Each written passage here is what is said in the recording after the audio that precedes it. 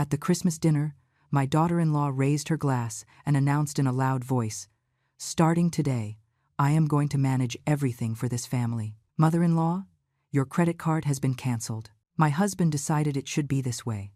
Everyone celebrated. I just smiled and said, "Son, you really don't know, do you?" He froze, as if his heart had stopped. My daughter-in-law screamed, "No what?"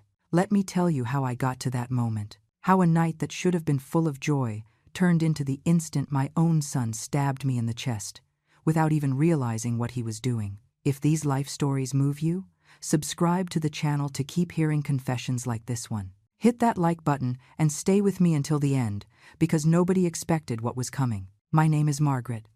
I am 68 years old, and that Christmas night, dressed in a burgundy knitted shawl I had made myself, I was sitting at the head of the table in my own house, watching my family celebrate my humiliation. The table was set with the embroidered tablecloth I stitched 30 years ago. The scented candles gave off the smell of cinnamon and pine. The golden roasted turkey rested in the center, surrounded by mashed potatoes, stuffing, and cranberry sauce. Everything looked perfect. Everything, except for what was about to happen. Tiffany, my daughter-in-law, stood up. She was wearing a tight, peach-colored dress that showed off her 5-month baby bump. Her chestnut hair fell in perfect waves over her shoulders. She smiled with that confidence that only people who think they have already won possess.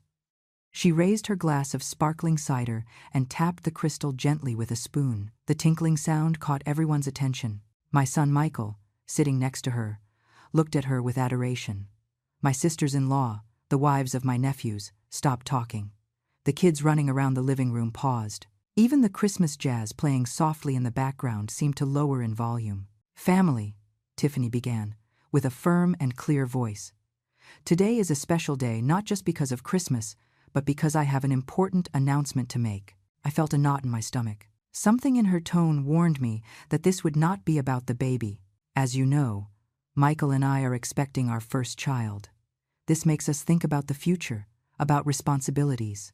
She paused dramatically, letting her words float in the air. "That is why we have made a very important family decision." Michael nodded beside her, serious, with that expression he wore when he thought he was doing the right thing. Tiffany continued, "Starting today, I am going to manage all the finances of this family.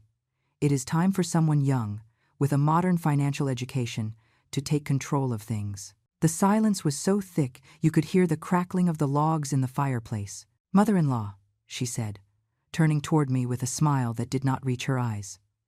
"Your credit card was canceled this morning. Michael and I decided it is better this way. At your age, you do not need to worry about expenses or responsibilities. We will take care of everything. If you need something, just ask for it. In advance, of course." The words fell like stones into a quiet lake. But the lake was not me. The lake was my family. My sisters-in-law exchanged looks of approval. One of them, Susan, even clapped softly. "What a great idea, Tiffany.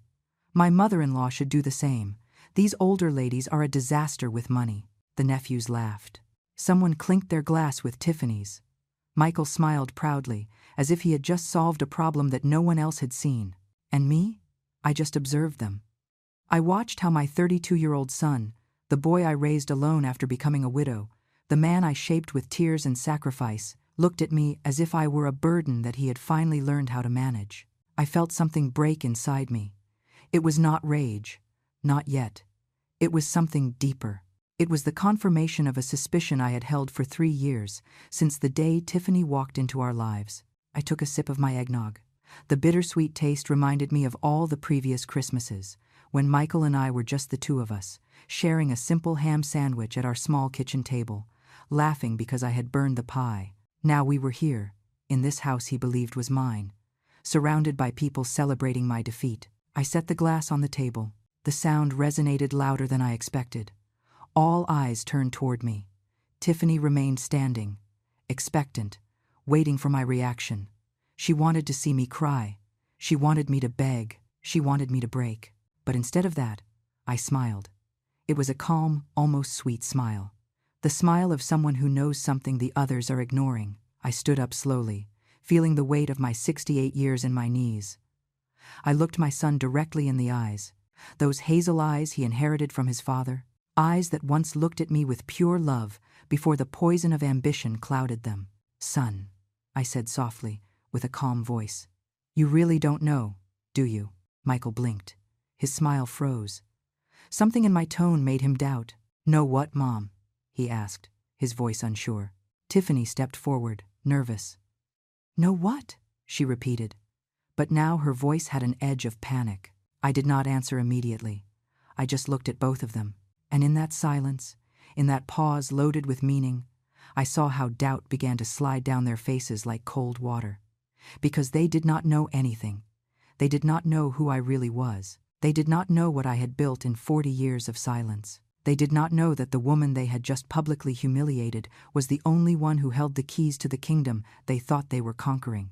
The table remained in complete silence. Only the ticking of the wall clock could be heard.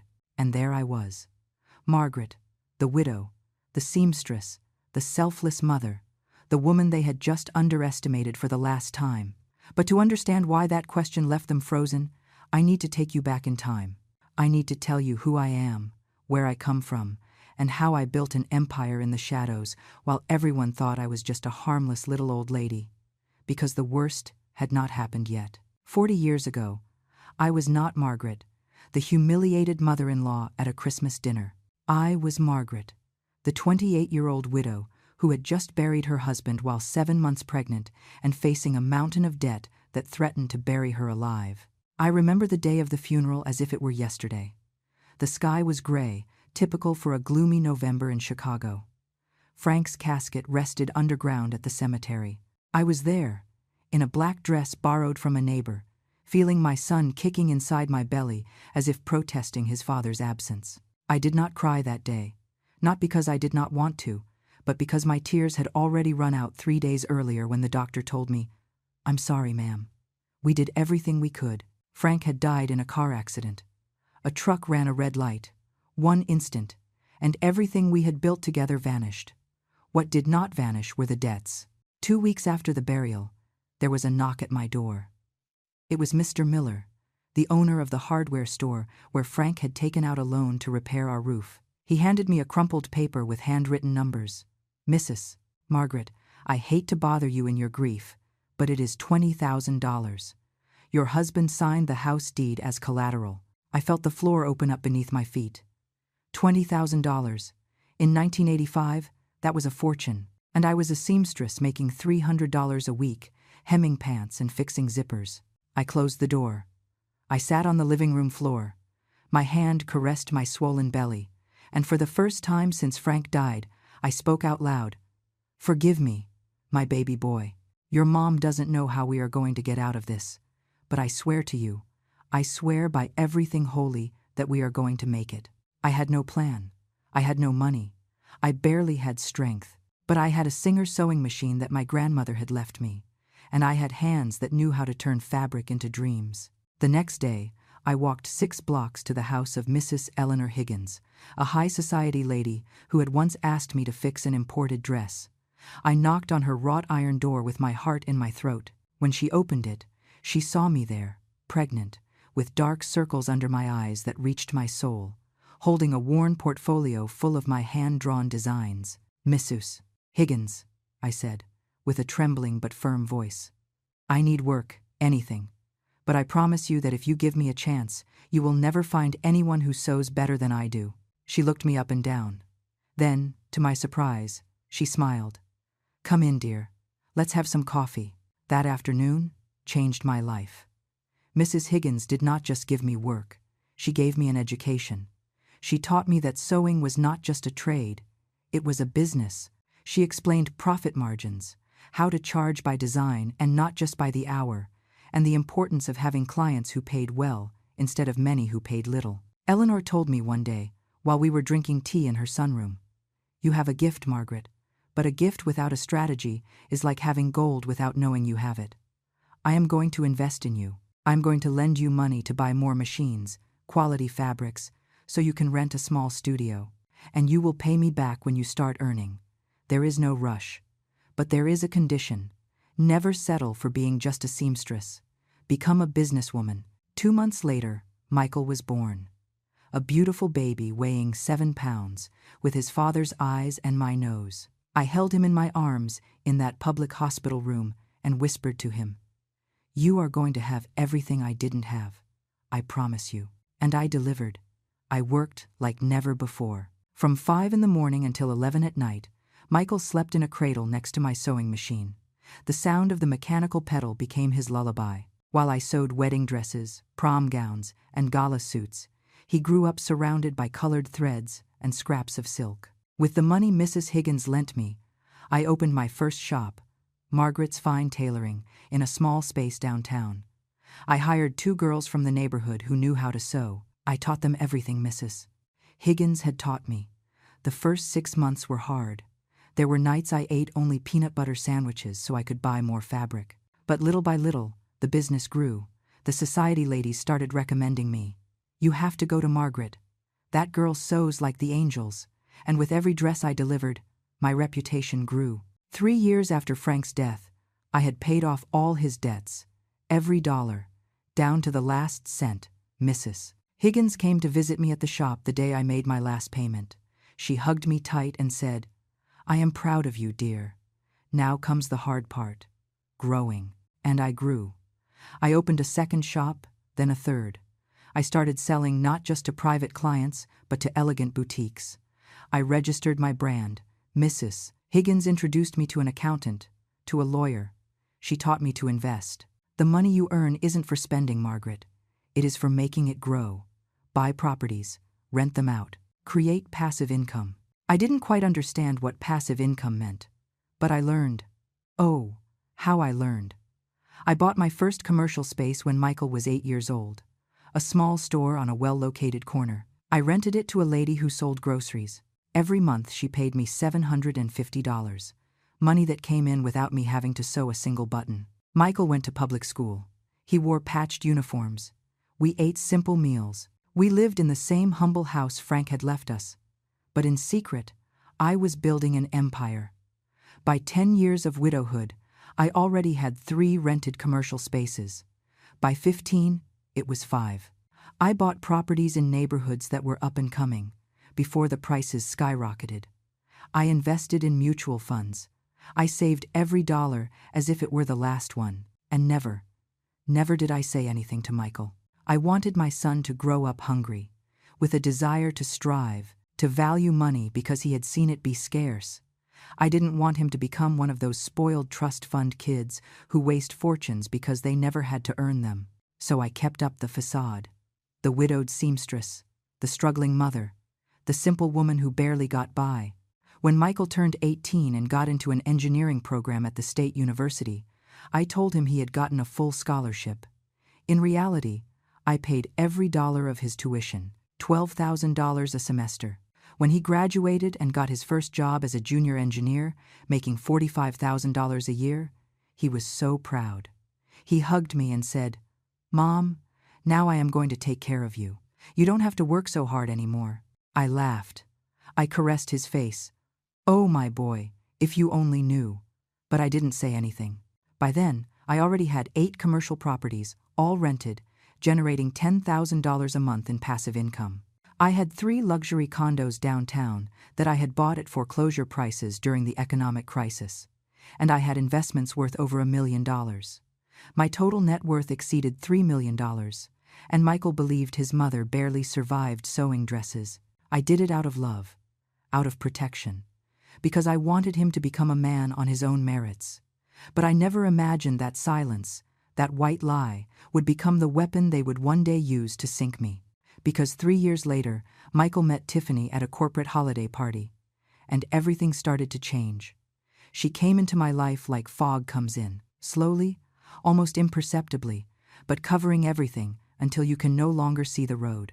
And I, who had survived widowhood, debts, and 40 years of struggle, did not see what was about to happen, until it was too late. Michael was 30 years old when he met Tiffany. I was 65, and at that moment, my son still did not know the truth about me. To him, I was the self-sacrificing mother living in a modest house in an old neighborhood who kept sewing dresses to stay active and who refused his offers of financial help with stubborn pride. "No, sweetie, I'm fine. You save your money for your future. What Michael didn't know was that this modest house was just one of my 9 properties. I had bought it 20 years ago for $60,000. Now it was worth over $350,000. But I kept it simple on purpose. Cream-colored walls, old but comfortable furniture, a living room with that floral armchair he remembered from his childhood. Everything was theater, a carefully designed stage so my son would believe his mother was surviving with dignity. Meanwhile, I kept building. At 65, I had expanded my small empire. I had 8 commercial spaces rented in prime areas, 2 pharmacies, 3 medical offices, a coffee shop, a stationery store, and a beauty salon. Every month, without lifting a finger, $18,000 cleared into my bank accounts. I also owned 3 luxury condos downtown that Mrs. Higgins and I bought as partners when the market collapsed in 2008. We rented them to foreign executives for $3,000 a month each. My accountant, Mr. Henderson, a serious man of 60 with thick-rimmed glasses, visited me every 3 months to review the finances. He always knocked on my door at 9 in the morning, when he knew Michael was already at work. "Mrs. Margaret," he would say while we reviewed the bank statements in my dining room, "your investments keep growing. You are already at $2.5 million in bonds and mutual funds. Do you want to diversify more?" I would nod, taking notes in my hardcover notebook. The seamstress who never finished high school now understood annual yields, compound interest rates, and long-term investment strategies. Mrs. Higgins had taught me well before she died 5 years ago. Her last will was to leave me her share of the properties we had bought together. "You paid me back every dollar I lent you, Margaret, and you gave me something more valuable. You showed me that betting on women is never a bad investment." But none of this existed for Michael. To him, I was still the widow who sometimes asked him to help change a light bulb or fix a leaky faucet. I lied to him, yes, but I did it out of love. I wanted my son to learn the value of effort, to know how to earn things, not to become one of those men who squander inherited fortunes because they never sweated to get them. And it worked. Michael became a responsible, hard-working, honest engineer. He rented a small apartment, drove a used car, and saved every month. I was proud of him, until Tiffany arrived. He met her at an industrial engineering conference. She worked as a marketing manager at a consulting firm. 32 years old, university degree, designer clothes, French perfume. She spoke with that confidence of someone born with open doors. Michael came to visit me one Saturday, beaming, with that smile I hadn't seen since he was a boy. "Mom, I met someone special." My heart filled with joy. My son, always so shy, had finally found someone. "What is her name, honey?" "Tiffany. She is amazing, Mom. Smart, successful, beautiful. I want you to meet her." 2 weeks later, she knocked on my door. She arrived in a white BMW. She was wearing large sunglasses, a leather handbag I recognized as a designer brand. I had sewn enough knockoffs to know the difference, and heels that clicked authoritatively against the floor. I opened the door with my apron still on, hands stained with flour because I was making cookies. "Ma'am, nice to meet you. I am Tiffany." She extended her hand. Her grip was brief, almost dismissive. Her eyes scanned my house in 2 seconds. The old armchair, the ancient television, the faded curtains. I saw her expression change. A microsecond of disappointment, immediately covered with a professional smile. That day we ate pot roast that I had prepared. Michael talked excitedly about his plans with her. Tiffany nodded, but her eyes kept wandering around my house, evaluating, cataloging, judging. When they left, I sat in my floral armchair.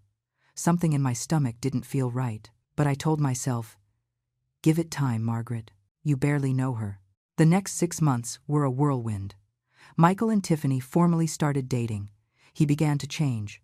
Small things at first. He stopped visiting me on Sundays, our sacred tradition since he was a child, because Tiffany organized brunches with her friends. He started wearing more expensive clothes, things I knew he couldn't afford on his salary. When I asked him, he told me, "Tiffany says I need to invest in my professional image, Mom." One day he came to see me with a serious face. "Mom, Tiffany and I are thinking about getting married." My heart skipped a beat. "So fast, honey? It's barely been 8 months. It's just that. She is the one, Mom. I know it. And well, he scratched the back of his neck, nervous. There is something I want to ask you. I felt a chill. Tell me. Tiffany thinks that, well, when we get married, it would be good if you sold this house and came to live with us. She says it is too big for you alone, that you are getting older, that you need someone to take care of you. There it was. The first move on the board. I smiled calmly. Oh, my boy. I am perfectly fine here. This house has my memories, my sewing workshop. I can't imagine being anywhere else. Michael frowned. But Mom, Tiffany is right. What if you fall and there is no one here? What if you get sick? We could take care of you better. Take care of you. That phrase. As if I were an invalid old lady who needed supervision. Son, I am 65, not 90. I am still working, walking, living my life. When the time comes that I need help, I will let you know. But that moment is not today. I saw the frustration in his eyes, but he nodded. Okay, Mom. I just want you to be okay. They left. But that conversation planted a seed of worry in my chest. 3 months later, they got married. A discreet wedding in an elegant garden. 150 guests. An imported wedding dress that cost $4,000. Michael confessed it to me, embarrassed, when I asked. I attended in my best dress, one I had sewn especially for the occasion. Champagne-colored silk fabric, discreet embroidery. Several guests asked me who had made it. I felt proud, but during the reception, I heard Tiffany talking to her friends near the bar. They didn't see me. Is that your mother-in-law? The one in the gold dress? Yes, Tiffany replied with a sigh. Poor Michael. Raised alone with her, the woman could never give him anything. Does she live alone? Yes, in an old house in the old neighborhood. Michael wants her to come live with us when we buy a house, but I don't know. Imagine having her there all the time. Her friends laughed. One said, well, at least you don't have to worry about complicated inheritances, right? There is nothing to fight over. Tiffany smiled. Exactly. That is the advantage. No money drama. I walked away before they saw me. My hands were trembling while I held my glass of champagne. I breathed deeply. Calm down, Margaret, I told myself. Let them think what they want. But something inside me changed that night. I realized that Tiffany had not only misjudged my financial situation, she had built her entire plan based on a lie that I myself had created. And now, my silence was becoming my worst enemy. The next 2 years were a slow but steady escalation. Tiffany convinced Michael to buy a house in an exclusive gated community. They took out a huge mortgage. Michael worked 12 hours a day to pay the monthly payments of $2,500. I saw him exhausted every time he came to visit me, now only once a month. Are you okay, son? Yes, Mom. Just tired, but it's worth it. Tiffany is happy in the new house. Tiffany got pregnant. Michael was in the clouds. I knitted blankets for my grandson, embroidered sheets, made homemade jams. But every time I visited their house, I felt the shift. Tiffany treated me with cold politeness. She offered me tea in chipped mugs while she drank coffee from fine china. She made me wait in the living room when I arrived because she was busy. And Michael, my son, saw nothing. He was so submerged in work, in pleasing his wife, in preparing for fatherhood, that he didn't notice how they were pushing me out of his life. Until that Christmas arrived. The dinner, the toast, the announcement, and my question that froze everything. Son, you really don't know, do you? Because the moment had arrived. I could no longer remain silent. Not when my own son was burying me alive. Let me go back a little further.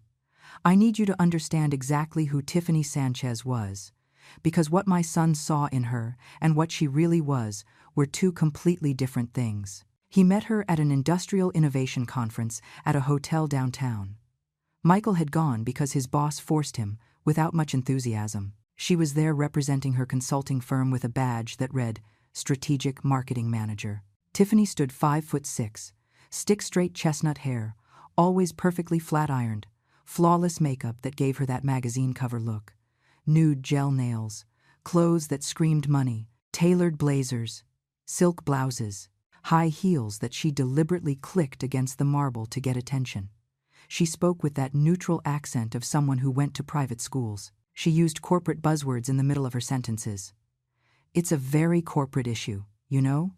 You have to think about personal branding. Michael was dazzled. My son, so simple, so noble, had never met anyone like that. To him, Tiffany represented that sophisticated world he had never had access to. What he didn't know was that it was all a facade, smoke and mirrors. Tiffany grew up in a rundown part of the city, in a family that once had money but lost it. Her father, Jerry, had owned an auto parts distribution business. They lived well for years. 3-story house, 2 cars, vacations in Florida. But when Tiffany was 23, the business went under. Bad investments, fraudulent partners, debts that piled up like an avalanche. They lost the house, the cars, everything. Her father fell into depression. Her mother, Linda, had to start selling costume jewelry at flea markets to survive. But Tiffany decided she would never, ever be poor again. She got a job at the consulting firm, lying on her resume. She added certifications she didn't have. She exaggerated her experience. She was good at talking, at selling smoke, at making mediocre projects sound revolutionary on PowerPoint. She earned $45,000 a year, but she spent $70,000. How? Credit cards, 5 in total. She rotated them like a desperate juggler. She paid the minimum on one with cash from another. She bought designer clothes at outlet sales. She carried knockoff bags so good no one noticed the difference. She rented, she didn't buy. The white BMW she drove was leased. The jewelry she wore was borrowed from her cousin who worked at a jewelry store. Everything was a lie. But it was a lie so well constructed that no one questioned it. Until she met Michael. That day at the conference, she evaluated him in 30 seconds. Industrial engineer. 30 years old. Modest car but clean. Suit not very expensive but well pressed. Simple watch. No ring. She calculated. This man isn't rich, but he has potential. Professional, stable, and best of all, shy, moldable. She approached with a glass of wine in her hand. First time at these conferences? You look lost. Michael blushed. Is it that obvious? Tiffany laughed. A studied, musical laugh. Relax. I can't stand these events either. Want me to teach you the trick to surviving them? Follow me. And that's how it all started. With a conversation. With that ability Tiffany had to make the other person feel special. Seen. Important. Michael fell. Completely. They went out 3 times before she allowed him a kiss. She played her cards well. She played hard to get. She told him an edited version of her life. An old money family that had gone through tough times but kept their dignity. My family lost everything, she told him one night, with perfectly dosed tears. But they taught me that your name, your education, your class, no one takes that away from you. Michael, noble as always, hugged her. I understand. My mom raised me alone. I know what it is to struggle. Tiffany smiled against his chest. Perfect. A man with a savior complex. When Michael finally introduced her to me, I already knew something didn't add up. Let's call it instinct. Let's call it experience. 40 years of building businesses had taught me to read people. The way Tiffany shook my hand, that quick, dismissive squeeze, her eyes evaluating every corner of my house, cataloging the value of things, the way she smiled, but her gaze remained cold. I knew that look. I had seen it on customers who came to my shop with fake bills, on suppliers who sold me defective fabric, on potential partners who only wanted to steal my designs. It was the look of someone who is always calculating. What can I get out of this? How does this benefit me? During that first meal, we talked about trivialities. But I asked questions. Soft ones, casual ones. And your family, Tiffany?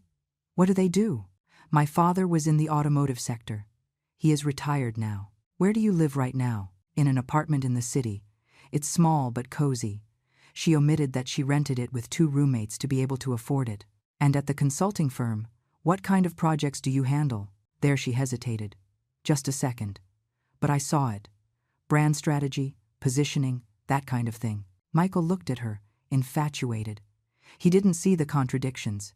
He didn't notice how she evaded concrete details. When they left, I called my accountant. Mr. Henderson, I need you to investigate someone. Discreetly, he looked at me surprised. In all our years working together, I had never asked him for something like that. Mrs. Margaret, it is for Michael. I need to know who my son is dating. 3 weeks later, I had a 12-page report on Tiffany Sanchez. Credit card debt, $28,000.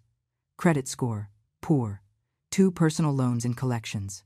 Real salary, $45,000 annually. Not the $80,000 she had implied to Michael. Family, father unemployed, mother an informal vendor, younger brother with addiction problems. They lived in a low-income housing complex on the south side. Everything Tiffany had told Michael was a made-up, stretched, photoshopped version of reality. I sat in my armchair with that report in my hands. My instinct told me, get her away from your son. Show him this. Protect him. But something stopped me. Michael was in love. Genuinely. I saw it in his eyes when he talked about her. And if I came with proofs, with papers, unmasking her, what would happen? He would hate me. He would see me as the meddling mother-in-law, the controlling mother, who doesn't want to let go of her son. Besides, part of me understood Tiffany. I had been in her place, young, scared, trying to survive in a world that judges you by your bank account. I had lied too. I had exaggerated. I had pretended to be more than I was to get clients. Maybe, I thought, maybe Michael's love will change her. Maybe she will find stability with him and stop chasing ghosts of wealth. I put the report in my safe, and I decided to wait. It was the biggest mistake of my life, because Tiffany wasn't looking for love. She was looking for financial salvation, and she had decided that Michael, and eventually I, were her ticket out. The following months were a masterclass in manipulation. Tiffany started planting seeds, casual conversations that seemed innocent but had poison in the roots. Babe, doesn't your mom have other relatives to help her? It must be hard for her to be so alone. Have you thought about your mom's future? I mean, when she can no longer fend for herself. How nice that you keep visiting her every Sunday. Although, don't you think we should start building our own traditions as a couple? Little by little, Michael started seeing me differently. I was no longer his mother, strong and independent. I was becoming the little old lady who needed protection, the future burden that had to be managed. When they announced their engagement, Tiffany visited me. Alone. For the first time. She knocked on my door on a Tuesday afternoon. She was wearing designer jeans and a pristine white blouse. Perfect smile. Mother-in-law, can we talk? I made her coffee. We sat in my dining room. I want us to be friends, she began. You are very important to Michael, and that is why you are important to me. I nodded, waiting. I know you have struggled a lot, that you raised Michael alone. That speaks of an incredible woman. Dramatic pause. That is why I want you to know that when we get married, you will never be alone. We are going to take care of you, as family. Her words sounded sweet, but her eyes studied me, looking for cracks, weaknesses. I appreciate it, Tiffany, but I am fine. I don't need anyone to take care of me. Something crossed her face. Annoyance, quickly covered with another smile. Of course. I just want you to know you can count on us. For whatever. She left half an hour later, but she left something in the air, a silent warning. You are in my way, her eyes said, and I am going to move you. That night I took the report out of my safe. I read it again, and I made a decision. I wasn't going to interfere. Yet. But I wasn't going to lower my guard either. Tiffany wanted to play, fine. But she didn't know who she was messing with, because I had built an empire from scratch. I had survived widowhood, debt, discrimination. I had learned to fight in a world that gives you nothing for free. And if Tiffany thought a little old seamstress was easy prey, she was about to discover her mistake, the most expensive mistake of her life. The wedding was just the beginning. What came after was a systematic, calculated, almost surgical campaign to erase me from my son's life. Tiffany didn't attack head-on. She was too smart for that. Instead, she worked like humidity, slow, invisible, but destroying the foundation from the inside out. The first 6 months of marriage were relatively quiet. Michael visited me every 2 weeks. Tiffany always had an excuse not to join him. I have a meeting. I have a headache. I'm tired from work. I prepared his favorite meal, roast beef with mashed potatoes, like when he was a boy. We sat in my dining room, and he told me about his life. But I noticed changes. Small at first. Michael started arriving with new clothes I knew he couldn't afford. Brand-name shirts, Italian shoes. Tiffany says I need to look more professional to grow in the company, he explained to me. He changed his phone for the newest model. Tiffany bought it as a wedding gift. They bought expensive furniture for the house.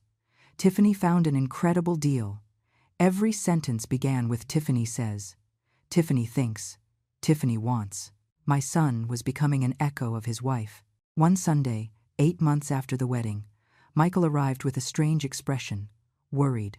He sat in the armchair and looked at me with those eyes that always melted my heart. Mom, I need to talk to you about something important. My stomach tightened. Tell me, sweetheart. Tiffany and I have been talking about your situation, and we are worried. My situation? I raised an eyebrow. Yes. Living alone at your age, Mom. You are already 66. What if you fall? What if you get sick? What if someone tries to rob you? This house is old. The neighborhood isn't that safe anymore. Every word was a repetition of something I was sure Tiffany had planted in his head. Michael, I am perfectly fine. I know all my neighbors. Mrs. Robinson next door brings me muffins every morning. Mr. Arthur helps me with repairs. I am not alone. I know, Mom. But it's not enough. He breathed deeply. Tiffany and I want you to come live with us. There it was. The first real play. Honey, I appreciate the offer. Truly. But this is my house. Here are my memories of your father. Of when you were a boy, my sewing workshop, my life. Michael rubbed his face, frustrated. Mom, I know it's hard. But think about the future. When you really can't fend for yourself, wouldn't it be better to make the change now while you can still adapt? The logic of his words was poisoned with good intentions. Tiffany had trained him well. Son, when that day comes, if it comes, we will consider it. But today is not that day. Is that clear? I saw the disappointment in his eyes. He left half an hour later with the container of leftovers I had prepared, but with the weight of something unresolved between us. That night I received a call. Tiffany. First time she called me directly. Mother-in-law. I am very sorry if today's conversation made you uncomfortable. Michael is just worried about you. Her voice was poisoned, honey. I understand, Tiffany. But there is nothing to worry about. Of course. It's just that, well, Michael told me that sometimes you forget things, names, dates, and at our age, that can be a sign of, excuse me? I interrupted her, feeling the rage rise up my spine. What exactly did Michael tell you? Oh, I don't want to worry you. It's probably just nerves. But he mentioned that last week, you forgot that you had already agreed to meet, and it was a lie. A complete lie. Michael had canceled our appointment, not me. But Tiffany was rewriting history, planting doubts about my mental health. Tiffany? I said with a firm voice. My mind is perfectly clear. I manage my finances, my house, my sewing business. I haven't forgotten anything. There was a silence. Then her voice changed. Colder. Well, if you say so.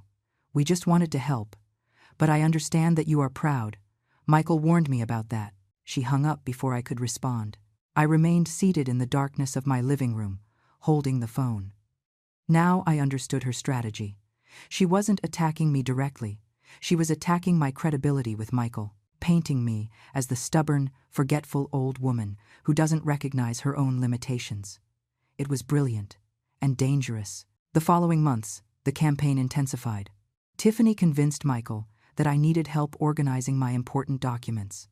One Saturday, they arrived together. Tiffany was carrying a bright pink plastic folder. Mother-in-law? We brought this so you can keep your important papers. Birth certificates, deeds, medical documents.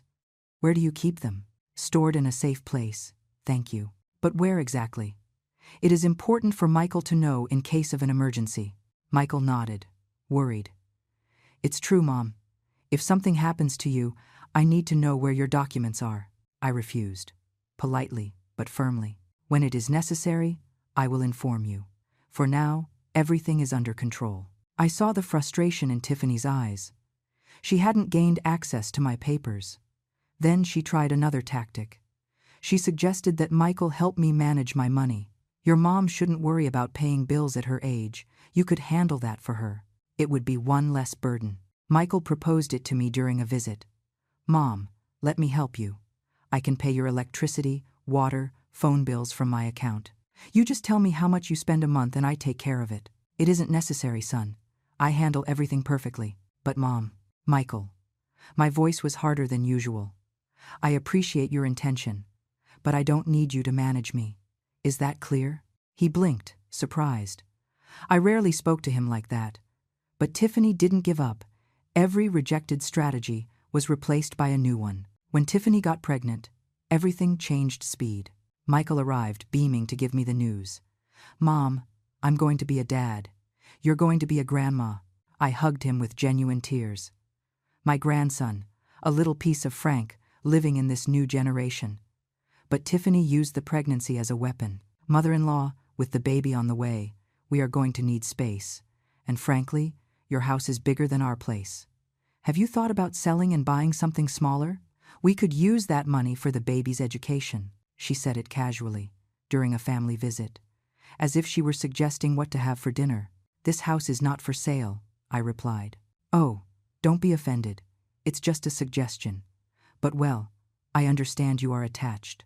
Although being realistic, when you are no longer here, the house is going to pass to Michael anyway. Wouldn't it be better to use it now that the baby needs it? She spoke of my death like someone talking about the weather, with that chilling naturalness. Michael said nothing. He just looked at his plate, uncomfortable. Then came the real blow. A month before that fateful Christmas, Michael arrived with papers. His face was serious, rehearsed. Mom, Tiffany and I consulted with a lawyer about asset protection. Asset protection? I repeated slowly. Yes, the lawyer says that at your age you should have everything in order, just in case, and that the safest thing is for you to pass the house to my name now, to avoid legal problems later. There it was. The final objective. My house. And why would we need to do that, Michael? To protect you, Mom. If the government, or if there are tax problems, or if someone tries to take advantage. They were excuses without substance. Phrases Tiffany had put in his head. And my bank documents? Do they also need protection? Michael cleared his throat. Well, the lawyer suggested that it would be prudent for you to give me power of attorney, just as a precaution, so I can help you if something happens. Power of attorney. Total access to my accounts, my assets, my life. I looked at my son. I really looked at him. And for the first time in 66 years, I didn't recognize the man in front of me. Michael, I said softly. Do you really believe I can't handle my own affairs? It's not that, Mom. Then what is it? Silence. Long, uncomfortable. Finally, he sighed. Tiffany says. I don't care what Tiffany says. My voice cut the air like a razor. I am asking you what you think. I saw him hesitate. For a second, I saw my real son there, fighting to get out. But then he clenched his jaw and said, I think Tiffany is right. You are stubborn, Mom, and that could get you into trouble.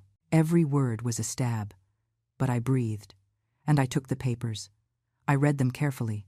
They were to transfer my house, the smallest one, valued at $350,000 to his name. Okay, I said finally. Michael looked surprised. Really? Yes. If this gives you peace of mind, son, I will do it. I signed, right there, with Mr. Henderson as a witness, whom I had called previously, of course. Michael hugged me. Thanks, Mom, this is for the best, you'll see. What he didn't know is that house was my least valuable property, that I had other properties generating millions, that I had just given him the crumbs while the real banquet remained hidden. But I needed them to believe they had won, that they had gotten everything I had, because when they discovered the truth, the fall would be much more painful. And that Christmas, that damn Christmas, the moment for the toast arrived. The moment Tiffany, drunk on power and champagne, announced that now she would control everything, that my card had been canceled, that I was officially under her administration, and everyone applauded, my family, my blood, celebrating my humiliation. But then I smiled and asked, Son, you really don't know, do you? And Tiffany's world began to crumble. But before arriving at that revelation at the Christmas dinner, I need you to understand the hell I lived those last 3 months. Because Tiffany didn't just want my money. She wanted my dignity, my spirit. She wanted to see me on my knees, and she almost succeeded. After signing the house transfer, something changed.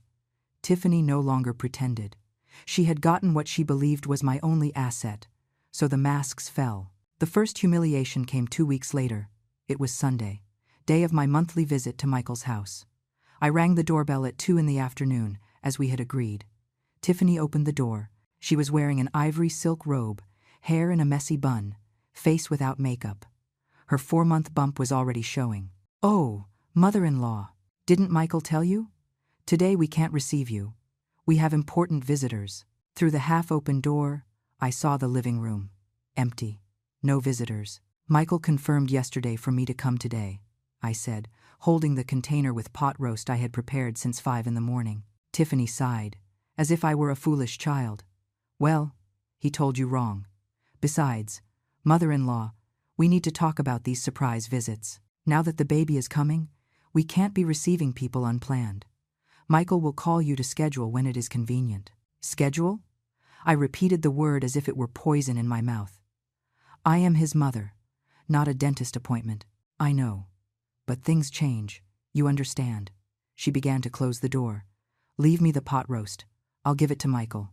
She extended her hand to take the container as if she were a delivery driver. As if I weren't the woman who had raised her husband alone for 30 years. "No," I said, stepping back. "This food is for my son. I will give it to him when I see him." Tiffany narrowed her eyes. "Suit yourself. Have a nice day." The door closed in my face. I stood there, on the porch of that pretty house, in that elegant gated community, holding food that was getting cold, feeling smaller than I had felt in years. I went back to my house in a taxi. I didn't eat. The pot roast stayed in the refrigerator. 3 days later, I threw it out. It had spoiled, just like my relationship with my son. Michael called me the following Wednesday. "Mom, sorry about Sunday. Something came up last minute." He didn't mention important visitors. He didn't mention that Tiffany had kicked me out. Just an empty apology. "It's okay, son." I lied. Because what else could I say? The next humiliation was worse. Tiffany called me on a Tuesday afternoon. "Mother-in-law, I need to ask you a favor." "Tell me." "I have an appointment with the gynecologist tomorrow at 11. Michael has a meeting and can't accompany me. Could you take me? And while we're out, help me with some shopping for the baby." Something in my chest rejoiced. Maybe this was an olive branch. Maybe we could start over. "Of course, dear. With pleasure." I arrived at her house at 10:30. Punctual. I carried my purse with extra money in case they needed something for my grandson. Tiffany came out dressed impeccably. Lavender maternity dress, low heels, brand name bag. She looked me up and down. I was wearing my normal clothes. Jeans, an embroidered blouse, comfortable shoes. "Oh, mother-in-law, is that how you're going?" "Excuse me?" "No, nothing. It's just that we are going to the mall afterwards. But well, it doesn't matter." She didn't say more. But the message was clear. I looked bad. I wasn't at her level. At the office, the gynecologist received us. "Is this Mom?" she asked, smiling. "No, it's the mother-in-law," Tiffany corrected quickly. My mom had something come up. During the entire consultation, Tiffany treated me as if I were invisible. She didn't include me in the conversations. When the doctor asked something, she responded looking only at Tiffany. "Do you have family support for when the baby is born?" "Yes.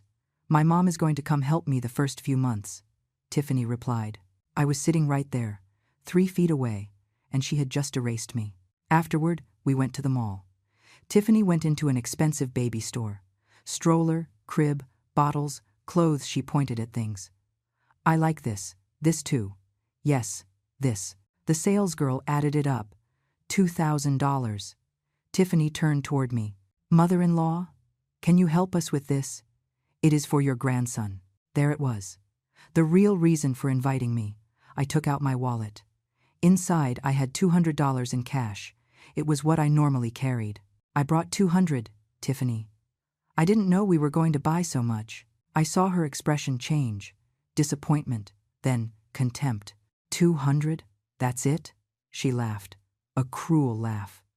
"Well, I guess it is what it is. Leave it. I'll pay the rest." She took out a gold credit card, surely Michael's, and paid. The salesgirl looked at us uncomfortably. "Next time, let me know in advance," I said calmly. "And I can bring more." Tiffany looked at me like one looks at an insect. "Don't worry, mother-in-law, I get it. Michael was right. You don't have much to contribute." Every word was a nail in my heart. On the way back, we didn't speak. She dropped me off at my house without even getting out of the car. That night I cried. For the first time in years, I cried until I ran out of tears. But the worst was yet to come. One Saturday, Michael called me. "Mom, we are going to have a family get-together next weekend.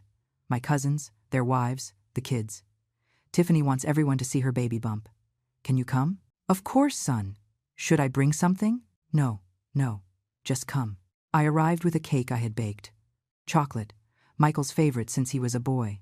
The house was full. Cousins, nephews, sisters-in-law, everyone well-dressed, drinking wine, laughing. Tiffany was the center of attention, with her tight dress showing her belly, receiving congratulations. I entered with my cake. Nobody greeted me. I looked for Michael. He was in the backyard with his cousins, grilling meat. "Son, I brought cake." "Oh, thanks, Mom. Leave it in the kitchen." I went to the kitchen. There were the wives of my nephews, Susan and Marcy, preparing salads. "Good afternoon," I greeted them. "Oh, mother-in-law, so good you came," said Susan, but her tone was condescending. "Tiffany told us that you already gave them the house. What a nice gesture." Marcy nodded. "Yes, how nice. At your age you don't need those worries anymore." I left the cake on the table. Where should I put it? Tiffany entered at that moment. She saw my cake, wrinkled her nose. "Oh, mother-in-law, I told Michael not to bring anything. We already have dessert. We bought a cake from a French bakery." She pointed to an elegant box on the counter. "But thanks, we can save it for later." She took my cake, 3 hours of work made with love, and put it in the refrigerator, in the back, hidden. "Come, mother-in-law, let's go to the living room. But be careful with the white sofa. It's new. Better sit on the wooden chair." She pointed me to a hard, uncomfortable chair in a corner. As if I were a punished child, I sat down. I watched my family laugh, toast, celebrate. No one included me in the conversations. When I tried to participate, they ignored me or changed the subject. At mealtime, they served the plates. Steak, gourmet salads, elaborate sides. They gave me a plate, but I noticed it had less meat than the others. More salad, as if they were rationing me. Tiffany stood up with her glass. "Family, I want to thank you for being here. This baby is going to be born surrounded by love." She looked at everyone. Her eyes passed over me as if I were part of the furniture. "I especially thank my mom, who is going to come take care of me after the birth. I don't know what I would do without her." Everyone applauded. I didn't exist. I ate in silence. My cake never came out of the refrigerator. At 6 in the evening, I left. Nobody noticed my absence. 2 weeks later, the final blow came before Christmas. I went to the bank to withdraw money from my personal account, the one that had $300 a month from my sewing pension. My facade account. I put my card in the ATM. Card blocked. Consult your bank.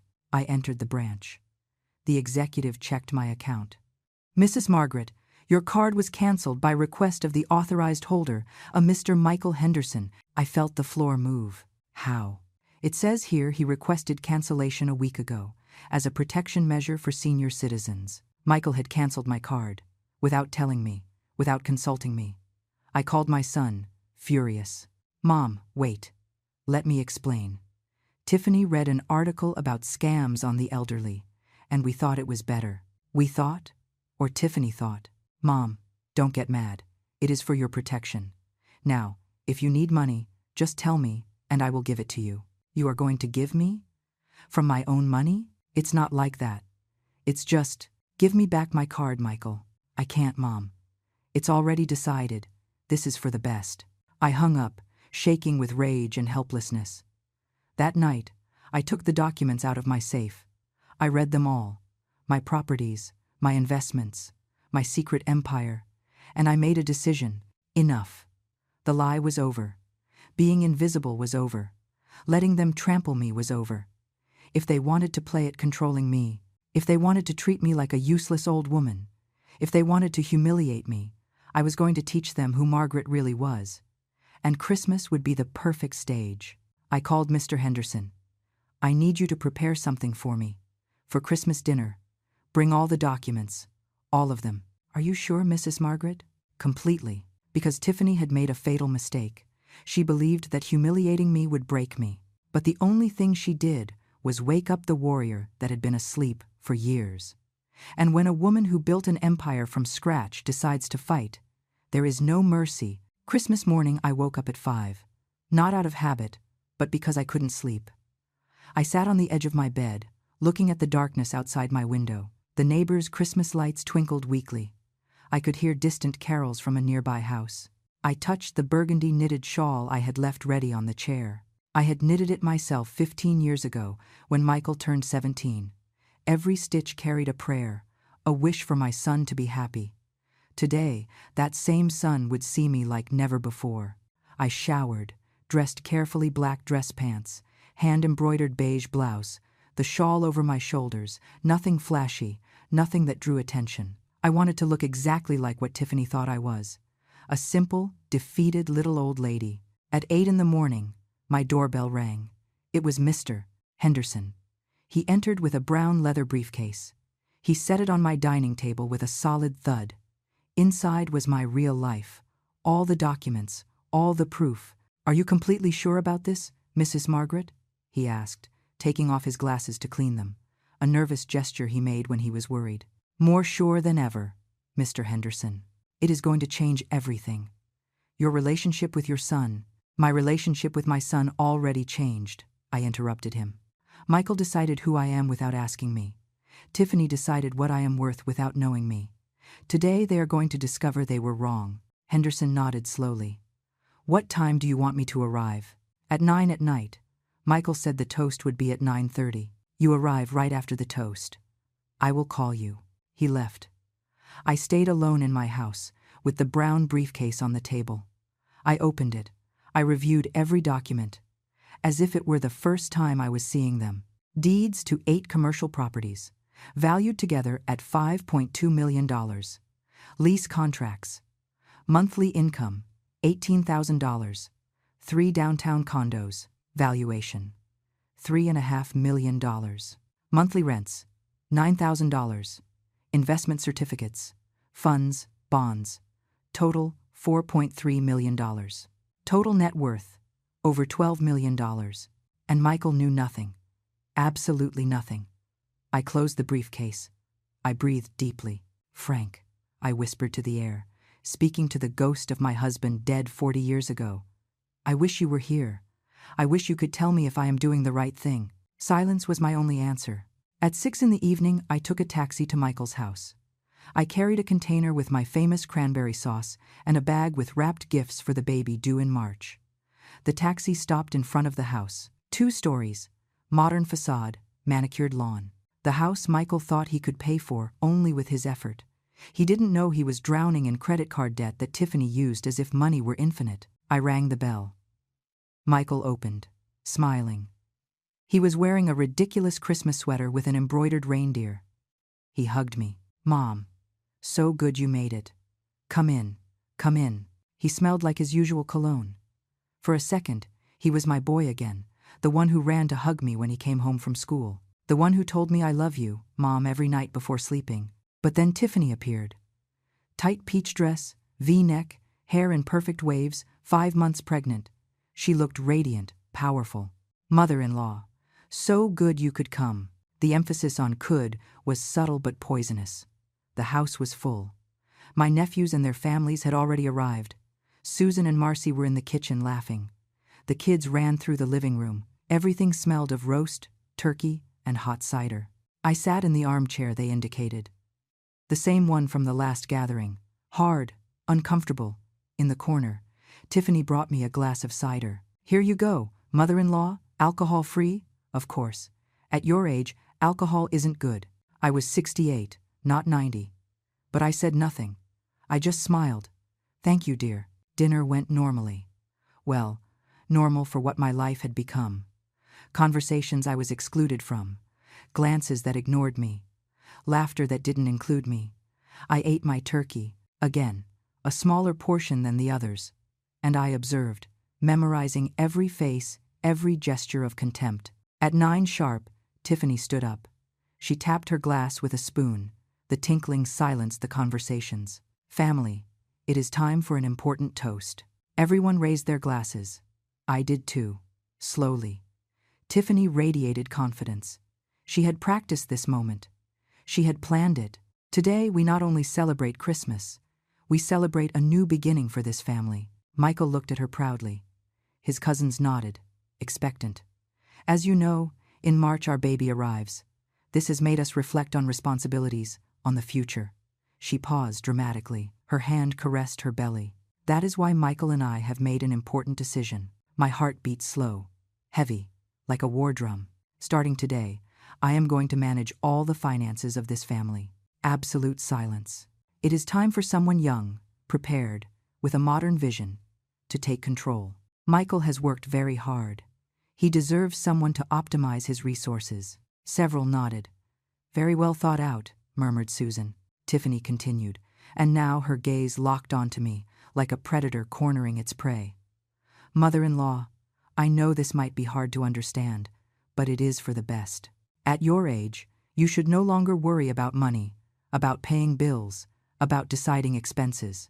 She smiled, a smile that didn't reach her eyes. That is why, this morning, Michael and I canceled your credit card. I heard stifled gasps, but not of indignation, of approval.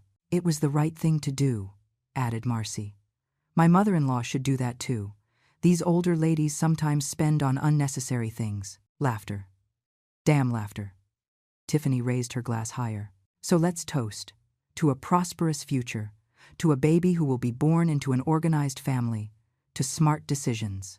Cheers. Cheers, everyone shouted. They clinked glasses. They drank. They celebrated.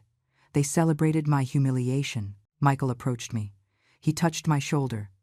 Mom, I know it's a change, but this is good. You won't have to worry about anything anymore. If you need something, whatever it is, just ask me. I'll give it to you. He looked at me with pity. My own son looked at me as one looks at an obstacle that has to be managed. Tiffany approached too, beaming. See, mother-in-law? Now you can live peacefully, without stress, like a grandma should be. Everyone looked at me, waiting, wanting to see how the little old lady reacted, if she cried, if she begged, if she broke. I set my glass on the table. The sound of crystal against wood resonated louder than I expected. I stood up, slowly. I felt every one of my 68 years in my knees. But I stood tall, back straight, chin up. I looked at my son, directly into those hazel eyes that once looked at me with pure love. And I smiled. Not a sad smile, not a defeated smile. A calm, enigmatic, dangerous smile. Son, I said softly. My voice cut the silence like a knife through butter. You really don't know, do you? Michael blinked. His smile froze. Something in my tone unsettled him. Know what, Mom? The atmosphere changed, like when the sky darkens before a storm. Everyone felt the shift. Conversations died. The kids stopped running. Tiffany stepped forward, voice high, nervous. Know what, mother-in-law? I didn't answer immediately. I let the silence grow, let the tension become unbearable. I looked at both of them, then at my whole family, one by one, engraving their faces in my memory. Mr. Henderson, I said finally, taking out my phone. Can you come in now? I dialed. 2 rings. Mrs. Margaret, bring the brown briefcase, please. The family is ready. I hung up. Tiffany looked at me with confusion, rapidly turning into panic. What? What are you doing? Waiting, I replied calmly. I sat back down, crossed my hands on my lap. You are going to meet someone important. Michael approached. Mom, what are you talking about? Who is Mr. Henderson? My lawyer. Well, one of them. One of. Michael went pale. You have lawyers? Several. Honey, when you manage a certain volume of assets, lawyers are necessary. The words fell like bombs. Susan whispered. Assets? Tiffany laughed. A nervous, forced laugh. Mother-in-law, I don't understand your jokes. What assets? If you barely have what, Tiffany? I interrupted her. My voice was no longer soft. It was steel. Finish the sentence. She opened her mouth, closed it. She had no answer. 20 minutes later, the longest 20 minutes of their lives, the doorbell rang. Michael opened the door like a robot. Mr. Henderson entered. 60 years old, thick glasses, impeccable gray suit, brown briefcase in hand. Good evening, family, he greeted formally. I am Edward Henderson, accountant and legal advisor to Mrs. Margaret for 20 years. 20 years. I let that number float in the air. He approached me. Mrs. Margaret? Mr. Henderson, please, show them. He opened the briefcase on the dining table. He began to take out documents, one after another, deeds, contracts, certificates, bank statements. The table filled with papers. Michael approached. Took one. Read it. Went pale. This says you own a pharmacy downtown. The building, that is correct, I confirmed. I bought it 18 years ago for $200,000. Now it is worth $900,000. I rent it for $4,000 a month. He took another document. His hands were trembling. 3 medical offices in the loop. I bought them in the 2008 crisis. Excellent investment. Another document. A coffee shop, a stationery store, a beauty salon. All rented. Passive income, son. Money that comes in without me lifting a finger. Tiffany approached, staggering. She snatched documents. Read them with eyes wide open. This can't be real. These are 3 condos downtown, I continued. Each valued at over $1 million. Rented to foreign executives. $3,000 a month each. Mr. Henderson continued pulling out papers, like a magician pulling scarves from a hat. But these scarves were dynamite. Investment certificates. $4.3 million in funds, bonds, government securities. The room was deathly silent. Only the rustling of paper could be heard. Susan whispered, "Oh my God." Marcy had let herself fall into a chair, mouth open. Michael looked at me as if I were a stranger. "Mom, what is all this?" I stood up. Slowly, I took one of the documents. The most important one. This, my love, is who I really am. The widowed seamstress you thought was your mother? That was only part of the story. I walked toward him. I put the document in his hands. Total net worth, $12 million, generating monthly income of $40,000 in rents and interest. Tiffany emitted a sound, half moan, half stifled scream. But, she stammered. The house. You gave us your house. You said it was all you had. I smiled, cold, calculating. That house, the one you so kindly accepted to protect me, is my least valuable property. It is worth $350,000. 3% of my net worth. The math hit Tiffany like a bucket of ice water. I gave you the crumbs, I continued, while you thought you were conquering my kingdom. Michael dropped the papers. He put his hands to his head. Mom, I don't understand. Why? Why did you never tell me? And there it was. The question I had waited for. I approached my son, touched his face, like when he was a boy, because I wanted you to love me for who I am, not for what I have. I wanted you to become a man on your own merits, not because of my money. Tears rolled down my cheeks, the first genuine tears of the night. But Tiffany taught you that money is worth more than love, that power is worth more than family. And today, my son, today you chose to humiliate the one who gave you life, believing you had rights over crumbs that didn't even exist. The silence was deafening. Tiffany was pale, whiter than her wedding dress had been, because at that moment she understood her mistake. She had bet everything on a lie, and she had just lost. Tiffany was the first to react, but not how I expected. Not with apologies, not with shame, with fury. "This is a trap," she screamed, her voice breaking into a sharp shriek. "You lied to us, you deceived us, you made us believe you were poor." Her face was red, the veins in her neck stood out. Her hand clutched her pregnant belly like a shield. "I never lied to you," I responded with glacial calm. "You assumed. You never asked what I had. I never asked you for financial help. I never said I was poor. You created that story in your head." But you didn't tell us the truth either. Tiffany turned to Michael, desperate. See? See how she is? Your mother is a manipulative liar. Michael was motionless, in shock. He looked at the documents scattered on the table as if they were written in a foreign language. Mr. Henderson cleared his throat. Allow me to clarify, Mrs. Tiffany. Mrs. Margaret never committed fraud or illegal concealment. All her income is reported to the IRS. She pays taxes religiously. Her properties are correctly registered. Legally, there is nothing to claim. Tiffany ignored him. She turned to the other guests, as if looking for allies. Do you hear this? This woman hid millions while watching her son kill himself working. She was watching us suffer. Susan and Marcy exchanged uncomfortable glances. They didn't look so sure of themselves anymore. Michael was earning an honest salary doing honest work. I corrected. I paid every dollar of his education. $12,000 a semester for 5 years. I bought him his first car when he graduated. I helped him when he needed it, but I wanted him to learn to fend for himself, not to depend on inheritances, to build his own life. How convenient, Tiffany spat. What a nice speech. But the truth is, you enjoyed watching us suffer, watching us beg, feeling superior. Something inside me snapped. The patience I had maintained for 3 years exploded. Suffer? My voice raised in volume. Suffer? Do you know what suffering is, Tiffany? I took a step toward her. She shrank back. I was left a widow at 28, 7 months pregnant, with $20,000 of debt threatening to take my roof. I sewed until my fingers bled. I ate peanut butter so my son could have milk. That is suffering. I took a breath. My chest was rising and falling with force. You suffered because you couldn't buy the designer bag you wanted, because your leased BMW wasn't yours, because your credit cards were at the limit of $30,000 you spent on whims. Tiffany went pale.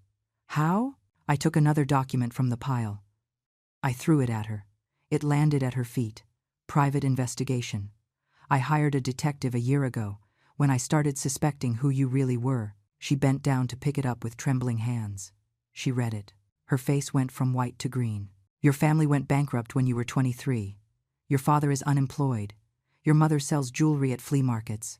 Your brother has addiction problems. They live in a run-down apartment complex on the south side. Every word was a slap. Everything you told Michael about your old money family was a lie. The BMW is leased. The jewelry is borrowed. The designer clothes you buy at outlets or are knockoffs. Michael finally spoke. His voice sounded broken. Is that true, Tiffany? She didn't answer. She was just crying. But they weren't tears of regret. They were tears of rage, of humiliation. Mr. Henderson continued, implacable. And there is more, Mr. Michael. Your wife has 5 credit cards in her name, all maxed out. Total debt, $30,000, with interest accumulating at 28% annually. Michael staggered. He had to lean against the wall. 5 cards? Tiffany, you told me you only had 1. For emergencies. I was going to tell you, she stammered. When? When they foreclosed on the house, I took another document. This one was the most painful for me to share, but it was necessary. Michael, there is something else you must know. I handed him a paper. He took it with hands that wouldn't stop shaking. Tiffany started dating you 3 weeks after her previous relationship ended. A 45-year-old businessman. Married, she was his mistress for 2 years. He paid for an apartment, clothes, trips. When his wife found out and forced him to end it, Tiffany looked for a replacement. No, whispered Michael. I'm sorry, son, but you needed to know. Tiffany didn't fall in love with you. She fell in love with what she thought you were, a stable engineer, with a mother he would eventually inherit from. A retirement plan. Tiffany exploded. That's not true. I love Michael. All this is because you are a resentful witch who can't stand her son having his own family. You love him? I asked softly. Then tell me, Tiffany, when you canceled my card without asking me, when you served me food on chipped plates while you ate on fine china, when you made me wait at the door like a beggar, when you hid my cake in the refrigerator so no one would see it, was that love? Did loving Michael mean destroying his mother? Silence. Michael looked at me with tears rolling down his face. Mom, I didn't know. I didn't know she. I know, son. That's why I'm doing this. Not to hurt you, but to open your eyes before it is too late. Tiffany changed tactics. She knelt in front of Michael, dramatic, grabbing his hands. Baby, please, don't believe her. She is trying to separate us, to ruin our family. Think about our baby, about our son. Michael looked at her, and for the first time I saw something in his eyes I had never seen before. Doubt. Tiffany, is the thing about the businessman true? She hesitated. Just a second, but it was enough. That was a long time ago, before I met you. It doesn't mean anything. And the credit cards? Can I explain? And your parents? Your family? Michael, I just wanted you to accept me. I was afraid you would reject me if you knew. If I knew what, Tiffany? If I knew you lied to me about absolutely everything? His voice rose. Years of frustration, of manipulation, of half-truths, finally exploding. Tiffany stood up. Her mask had fallen completely. She was no longer the sweet and worried wife. She was a desperate woman, cornered. So what if I lied? She screamed. You never would have looked at me if you knew I came from the trailer park, that my mom sells necklaces on the street. You wanted a princess, right? Well, I gave you what you wanted. I wanted honesty, Michael replied, his voice breaking. I wanted truth, Tiffany laughed. A bitter laugh, full of venom. Truth? Like the truth your mother hid from you for 40 years? At least I lied about my past. She lied about millions of dollars. She turned to me, with pure hate in her eyes. You ruined everything, you. We could have been happy. We could have had a good life. But you couldn't stand seeing us happy, right? You weren't happy, I said calmly. You were building on lies, and lies always collapse. Always. Shut up! Shut up! Tiffany grabbed her purse. I am not staying here listening to this. Michael, we're leaving. Now! Michael didn't move. Michael, I said we're leaving. No, that word. 2 letters. But they sounded like thunder. What did you say? I said no, Tiffany. I'm not leaving. I need to think. I need to process all this. Process? Process? Tiffany was hysterical. Your mother just humiliated me in front of your whole family. She exposed me. She destroyed me. And you need to think? You lied to me, Tiffany. About everything. About your family, your past, the money, everything. Because I loved you. Because I wanted to be enough for you. If you loved me, Michael said, and his voice was pure pain, you would have respected my mother. You wouldn't have humiliated her. You wouldn't have taken her dignity. Tiffany opened her mouth. Closed it. She had no defense for that. I think you should leave, Michael continued. For tonight, go to your parents' house, your real parents, the ones on the south side. And tomorrow we will talk. If I leave now, Tiffany threatened, her voice dangerous, I'm not coming back. Michael looked at her for a long time. Then don't come back. The world stopped. Tiffany looked at him with disbelief, expecting him to retract, to run after her, to beg. But Michael turned around and walked toward me. Tiffany remained there, frozen, for 5 eternal seconds. Then, with a scream of fury, she grabbed her purse and walked out. The door closed with a slam that made the walls shake. The silence she left was absolute. The guests were petrified. No one knew what to say, what to do. Finally, Susan cleared her throat. We think it's time to go. Thanks for the dinner. One by one, the family scurried out, with muttered apologies, with ashamed looks, until only 3 of us remained. Michael, Mr. Henderson, and me. Michael let himself fall onto the sofa, covered his face with his hands, and cried. He cried like I hadn't seen him cry since he was a boy. I sat beside him, put my hand on his back. I said nothing. I was just there. Mr. Henderson discreetly packed the documents. Mrs. Margaret, do you need anything else from me tonight? No, Mr. Henderson, thank you. For everything. At your service. Have a good night. He left. And there we were, mother and son, in that pretty house that had become a battlefield. Michael finally spoke. His voice was hoarse. Mom, I'm sorry. I'm so sorry. I know, my love. I didn't know. I didn't know what Tiffany was doing to you. I didn't know. I didn't know anything. I know. Why did you never tell me? About the money? About everything? I breathed deeply. Because I wanted you to fall in love with life, not with money. I wanted you to build your own path. But I was wrong, son. I was wrong to hide so much from you, and that created the space for Tiffany to manipulate you."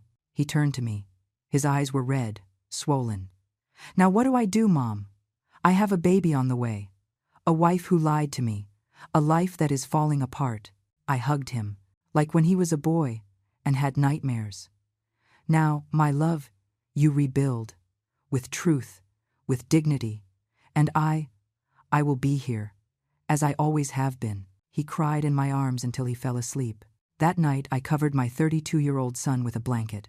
I turned off the lights. I cleaned up what remained of Christmas dinner, and while I washed dishes in that silent kitchen, I asked myself if I had done the right thing. I had destroyed his marriage. I had exposed Tiffany. I had revealed secrets that maybe should have stayed buried.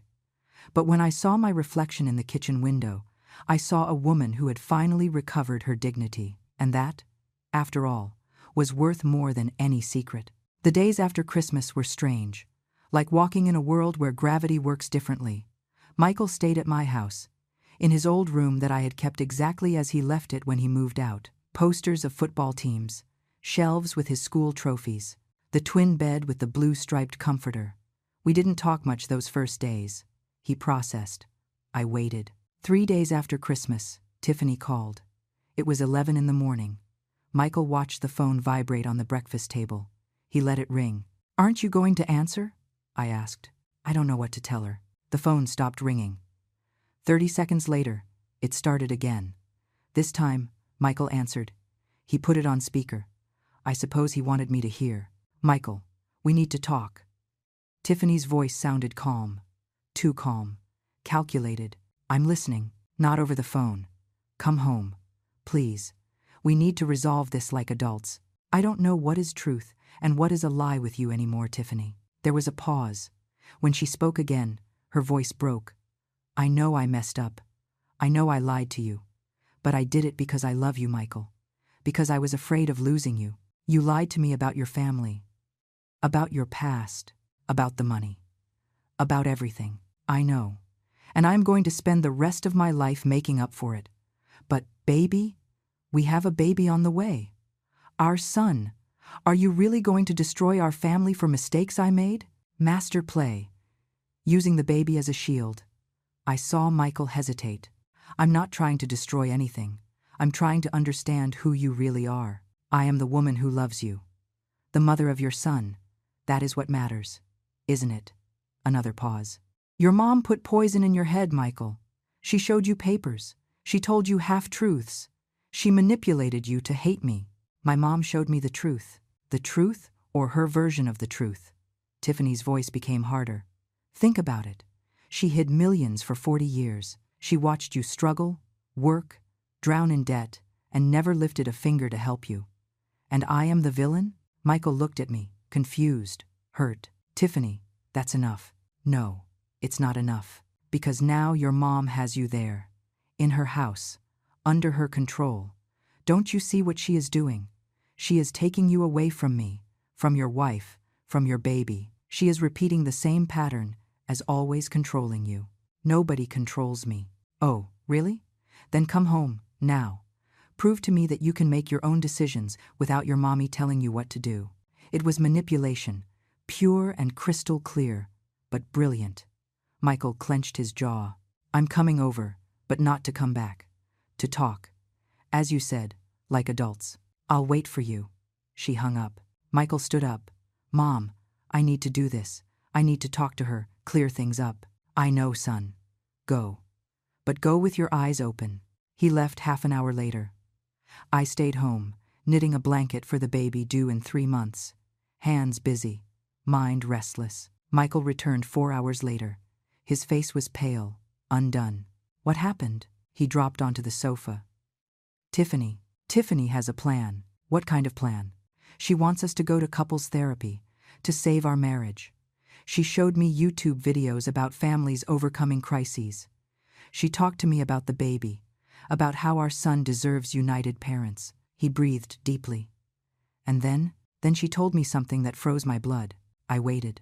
"She told me that if I don't come back to her, if we don't fix this, She is going to sue me for maximum alimony. She is going to ask for the house. She is going to make this as dirty and painful as possible. I closed my eyes. Of course, when emotional manipulation doesn't work, come the threats. And what did you tell her? That I need time. That I can't simply erase all the lies and pretend nothing happened. He rubbed his face. Mom, what do I do? I sat beside him, took his hands. Son, I can't decide this for you. It is your life, your marriage, your baby. But I am going to tell you what I can offer you. Support, no matter what you decide, even if you go back to her. Even if I go back to her? Because you are my son. And that is never going to change. He cried again. I don't know if I love her, Mom.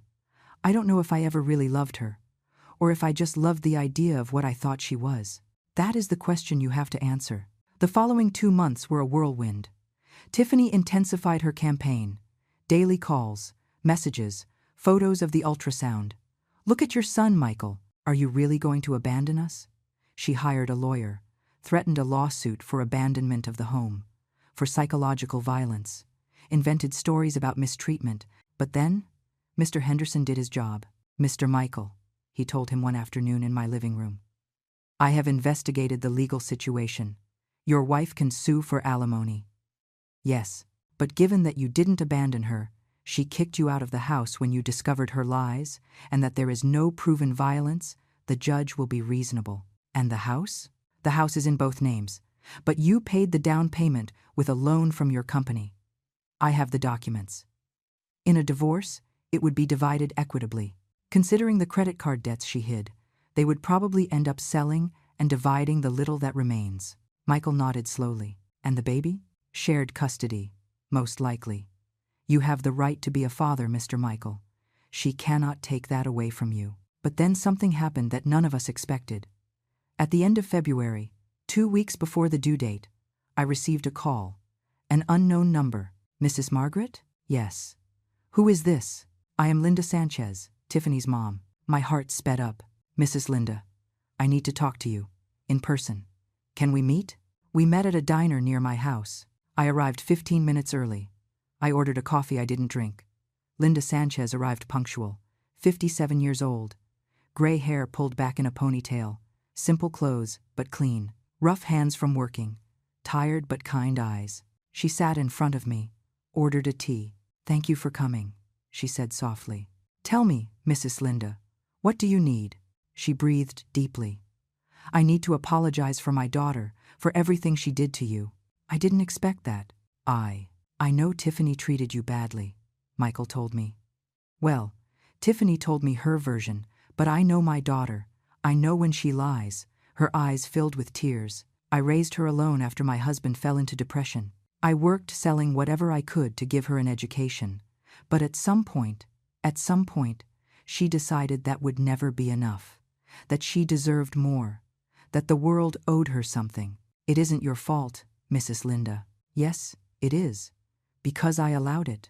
When she started lying about our life, about our family, I stayed silent. Because I wanted her to be happy. Because I wanted her to have the opportunities I never had. She wiped her tears. But I taught her that lying was okay. That appearing to be something was more important than being honest. And now she is going to have a baby. And I am afraid she will teach him the same. I took her hand. Rough, hard-working, like mine. What can I do, Mrs. Linda? I don't know if I can ask you this, but could you give Tiffany a chance? Not for her, for my grandson. That baby has no fault for his mother's mistakes. Mrs. Linda, I would never deny Michael being a father, nor your grandson having his dad. But that doesn't depend on me. It depends on Michael and Tiffany. I know. But you have influence over your son. If you tell him not to go back, I would never tell him that. Michael is an adult. It is his decision. Linda nodded. Tiffany hates me for coming here. She told me if I talked to you, she wouldn't let me see my grandson. But I couldn't stay silent. I needed you to know that not all my family is like her. That some of us do have values. We stayed in silence. 2 mothers. 2 women who had fought all their lives, who had made mistakes, who loved their children despite everything. Mrs. Linda, I said finally, when that baby is born, You are going to meet him. I promise you. No matter what happens between Michael and Tiffany, that child is going to have his maternal grandmother in his life. She cried. Thank you. Thank you. We said goodbye with a hug. Two warriors recognizing each other. That night I told Michael about the meeting. Tiffany's mom came to see you? He asked, surprised. Yes. She is a good woman, son. Hardworking, honest. Tiffany didn't learn her lies from her. Michael remained thoughtful. You know, I've been thinking about the baby, about being a dad. And I'm going to be there. For my son. Always. But that doesn't mean I have to be with Tiffany. Have you decided? Yes. I'm going to ask for a divorce. After the baby is born, I don't want to stress her during the pregnancy. But I can't continue in a relationship built on lies. I nodded. It is a difficult decision, son. But it is yours. And I respect it. Do you support me? With all my heart. 2 weeks later, on March 15th, at 3 a.m, Tiffany's water broke. Michael got the call. He dressed in 2 minutes. Mom, it's the baby.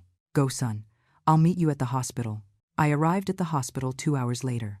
Michael was in the waiting room, nervous, pacing from one side to the other. How is she? In labor. The doctors say everything is going well. At 9:43 a.m, my grandson, Leo, was born. 7 pounds, 11 ounces. Dark hair, eyes closed. Perfect. When they let me enter the room, I saw Tiffany in the bed, exhausted, disheveled, holding the baby. Our eyes met, and in that moment all the hate, all the war, all the poison evaporated. Because there, in her arms, was my grandson, blood of my blood, Frank's legacy, the future of our family. Do you want to hold him? Tiffany asked softly. I took Leo in my arms. He smelled new, like hope, like a second chance. Hello, my love, I whispered. I am your grandma, and I promise you I am going to love you without conditions, without lies, without games. Tiffany cried. I don't know if from exhaustion, hormones, or something deeper. Mrs. Margaret, I'm sorry. I'm sorry for everything.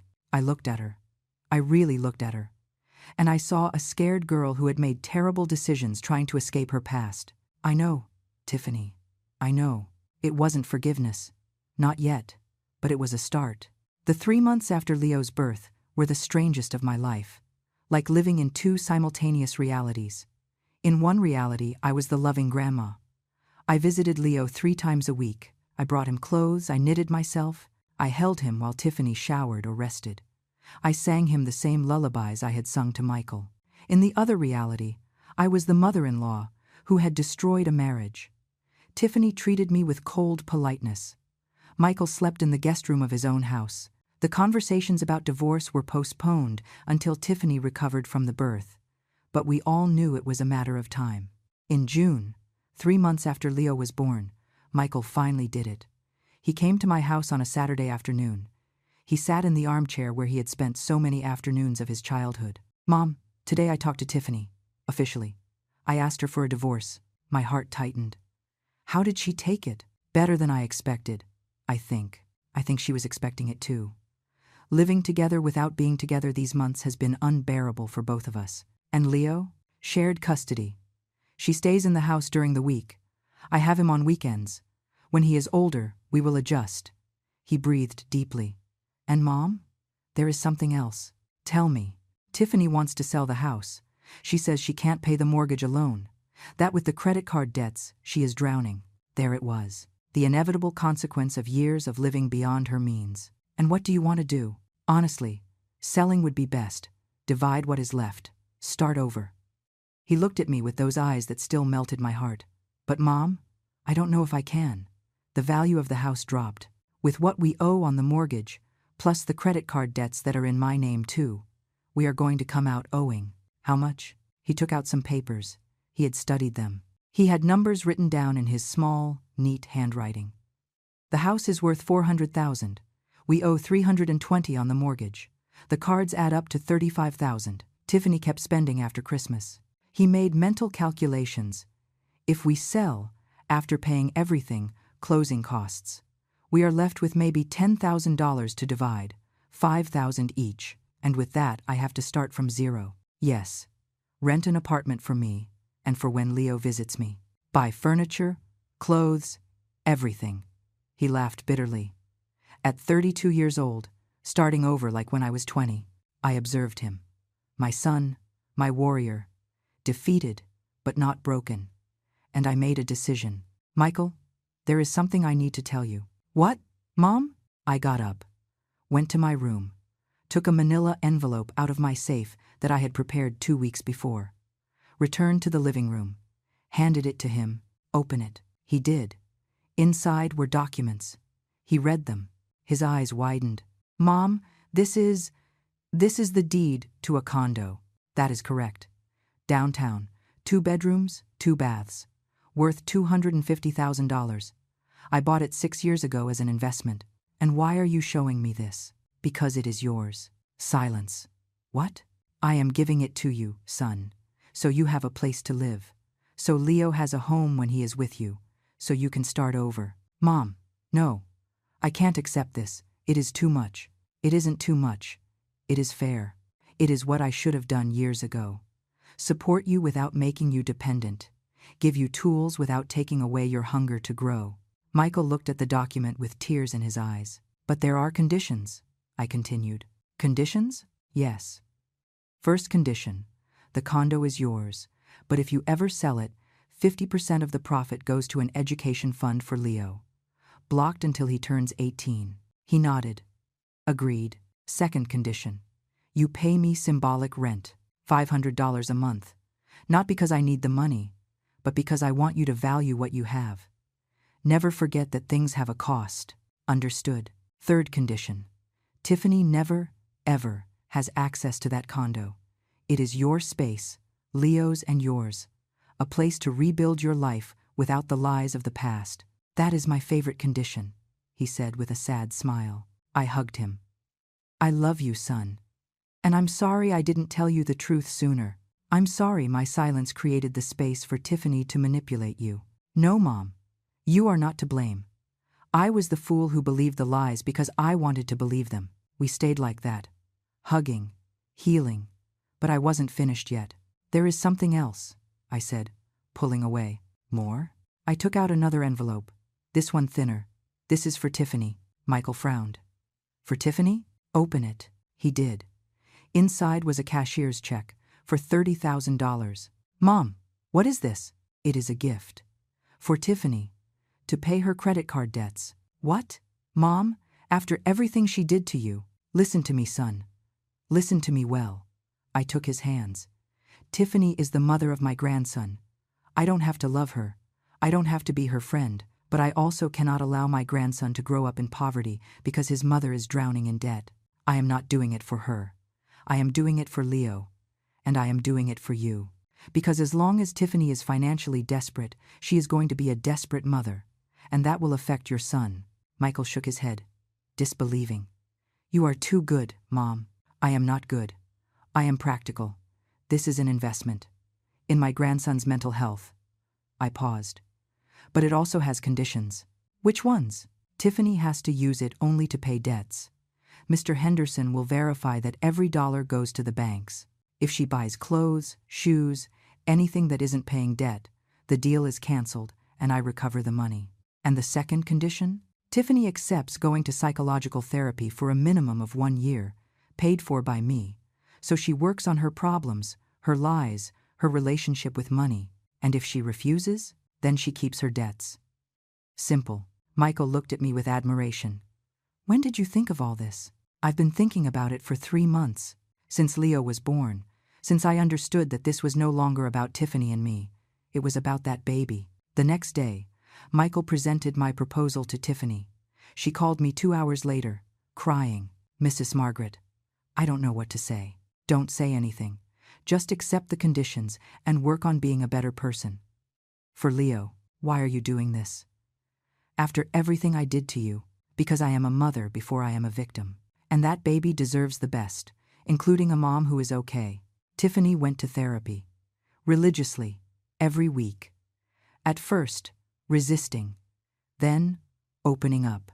In August, 6 months after Leo's birth, they signed the divorce. It was amicable, sad, but necessary. Michael moved into his condo. He decorated it simply, comfortably. He prepared the second bedroom for Leo with all his love. And every weekend, my grandson arrived at that space. Sometimes, I went to visit them. I cooked for Michael. I played with Leo. We were family again, wounded but healing. One Sunday in October, I received an unexpected visit. Tiffany knocked on my door with Leo in her arms. She was wearing simple clothes, without excessive makeup. She looked real. "Mrs. Margaret, can we talk?" I invited her in, prepared coffee. We sat in my living room. "I have been going to therapy," she began. "As you asked." "I know. Mr. Henderson keeps me informed. My therapist asked me to do something. To come talk to you. To apologize, truly. Not because I want something in return, but because I need to. To heal." I listened to her. "I was horrible to you. I treated you like trash. I humiliated you because it made me feel powerful, because all my life I felt less than everyone else. And finally, there was someone who could be beneath me." Tears ran down her face. "But you were never beneath me. You built an empire. You raised a wonderful son. You survived things I can't even imagine. And I was just a spoiled brat playing queen." "Tiffany, no. Let me finish, please." She breathed deeply. "I have learned in therapy that all my lies came from fear. Fear of not being enough. Fear that they would reject me if they knew where I came from. But the lies only created more fear, more pain. And now? What have you learned? That the truth hurts less than lies. That being poor doesn't make me less valuable.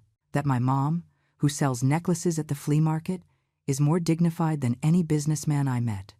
She looked at Leo asleep in her arms. "And that I want my son to grow up knowing the truth. The true story of his family, not made-up versions." I approached, touched her hand. "Tiffany, I forgive you." She sobbed. "Really? Really. But forgiveness doesn't mean forgetting.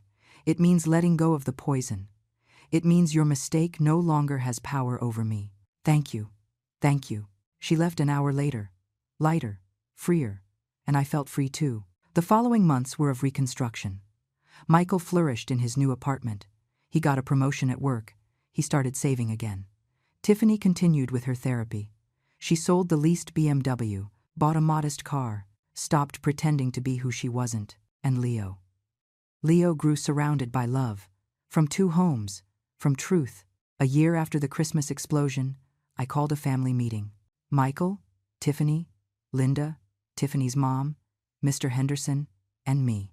"I gathered you because I need to communicate some decisions," I began. Everyone looked at me expectantly. "I have updated my will." Silence.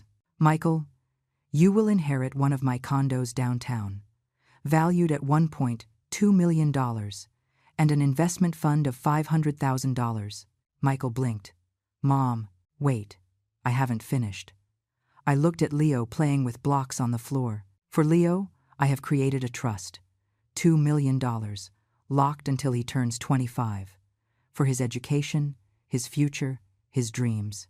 Tiffany gasped. "Mrs. Margaret, that is. It is too much." "It isn't for you. It is for him. So he never has to lie about who he is. So he has real opportunities, not fantasies." I continued. "The rest of my estate, approximately $3 million, will go to the Margaret Henderson Foundation for widowed entrepreneurs." Michael smiled. "Mom, it's perfect. Women like me, like Linda, like so many who are left alone and have to build from zero. We will give them microloans, training, support." I looked at Linda. "In fact, Mrs. Linda, I would like you to be part of the board of directors," Linda cried. "Me?" "You. Because you know what it is to struggle, and because your honesty is what this foundation needs." That afternoon, we all signed documents. We sealed the future, and for the first time in years, I felt at peace. 6 months later, the Margaret Henderson Foundation opened its doors. Small office downtown, 3 employees, a pilot program with 20 women. The inauguration was simple. Coffee, muffins, brave women telling their stories. Michael was there with Leo in his arms. Tiffany came too. Linda cut the ribbon. And me? Margaret, the widow, the seamstress, the woman who built an empire in silence. Finally, I could shout my truth. That night, back in my house, I sat in my floral armchair, the same one where I had spent 40 years sowing dreams. I took out an old photo, Frank and I, young, hugging in front of our humble little house. "We did it, my love," I whispered. "Our son is a good man. Our grandson will have a future. And your widow? Your widow never stopped fighting." I put the photo away, turned off the light, and slept in peace. 3 years later, Leo is 4 years old. He is a brilliant, curious, loving boy. He spends weekends with Michael. Weekdays he is with Tiffany. And every Tuesday and Thursday he comes to my house. His day with Grandma. We bake cookies. I teach him to use my old singer machine. I tell him stories about his grandfather Frank. Michael got married again, to a woman named Elena, elementary school teacher. Simple, honest, kind. The wedding was small, beautiful, real. Tiffany also rebuilt her life.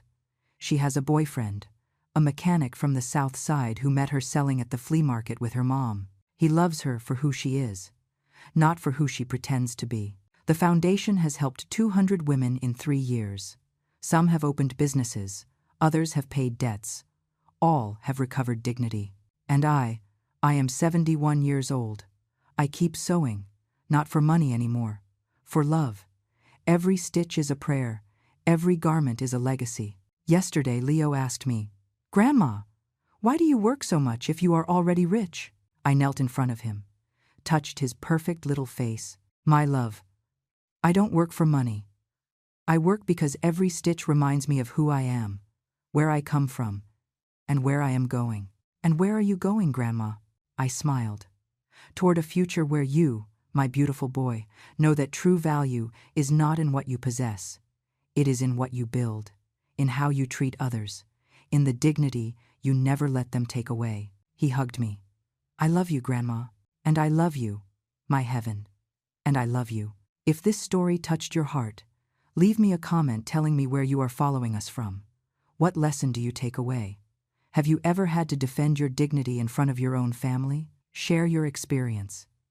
Hit like if you believe dignity has no price.